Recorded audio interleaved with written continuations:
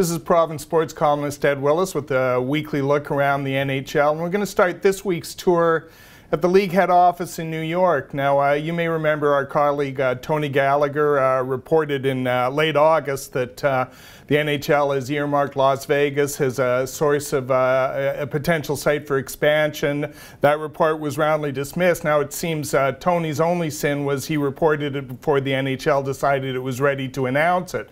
Well, they're ready now. They're talking about it. Mike Russo of the Minneapolis Star-Tribune had a sit-down with NHL VP Bill Daly in New York this week, and Daly reported he had just got back from Las Vegas. He had met with the Maloofs in Las Vegas. He'd actually toured the potential site for the arena, and you'll be thrilled to know it's going to go behind New York, New York. And I really should point out at this time the Professional Hockey Writers Association fully endorses this move. Daly was he talked to people who worked in the casinos, worked in the service industry, and this is what he had to say about that. He said, "I've got a variety of responses. The demographics of this market are pretty good in terms of annual income. Las Vegas natives earn good salaries, good livings, and I think they really enjoy sports." The other great question about this, of course, is if the NHL goes ahead with selling logos on its jersey. The mind boggles at what they could put on for the Las Vegas team. It seems like the NHL is serious about this. They've got an ownership group. They've identified an arena.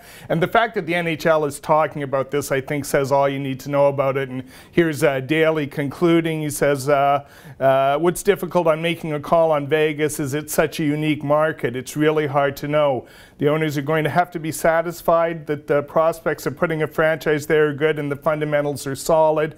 And this is going to help if they expand by 4 teams. We're looking at about $1.4 billion in expansion fees, and I think that will convince the owners. We're going to move on to last night's game between Nashville and St. Louis, which really didn't have the the makings of a sexy matchup at the start of the year. But these are two of the real interesting teams in the NHL. We've been talking about Vladimir Tarasenko, and for good reason. Last night he had the Gordie Howe hat-trick, goal assist, and he even had a fight. His line with Jaden Schwartz and Yuri Latera even has a fun nickname. They're calling them the STL line. St. Louis get it. So, Tarasenko really one of the hot properties, but he wasn't the only breakout player on display in the Blues 4-3 win. Nashville's Filip Forsberg has very quietly emerged as the front runner for the Calder Trophy this year, and he looks like he's going to be a difference maker for the Preds. He has 20 points in 16 games. That places him 6th overall, and this is the kind of offensive star Nashville has been looking for the longest time. And you think back to the 2013 trade deadline that brought him over from Washington for Martin Erat. That's shaping up to be one of the great colossal blunders of recent NHL history. It could rank right up there with the Rick Middleton for Ken Hodge trade. Got a young star emerging. Looks like he's going to be a point producer and it's a great fit in Nashville. Our third stop, we're going to go over to Colorado, where the presumption with the Avs was all the young players were going to develop in a nice, smooth upward arc. And if the history of the NHL has taught us anything, it's taught us that the development of young players isn't predictable. And that looks like the case with the Avs, where Matt Duchene, Gabriel Landeskog, Nathan MacKinnon, they remain terrific young players, but they're all kind of struggling at the same time.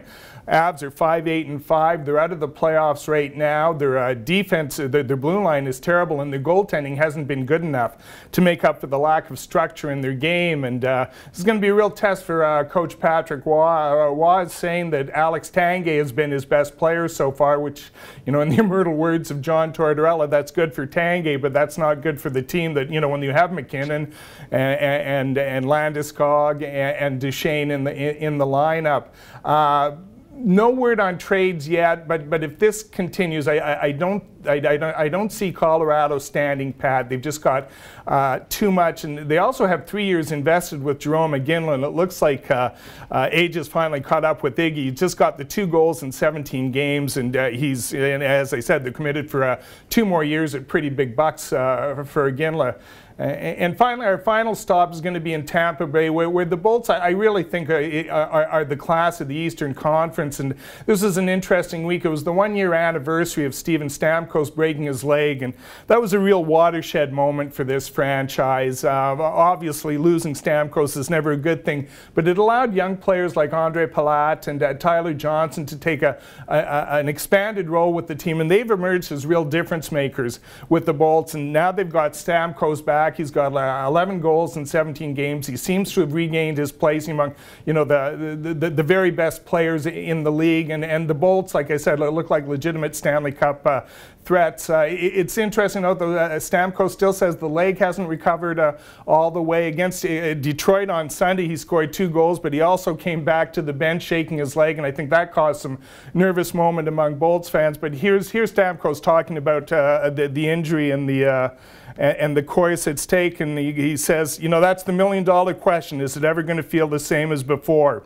It may never. I'm hoping one day you wake up and there's no little pain, no discomfort. It just feels like a regular leg. I don't know if that's going to happen. Meantime, he's still a great player, and this is a team worth watching. So again, this is Ed Willies from Province Sports signing off for this week.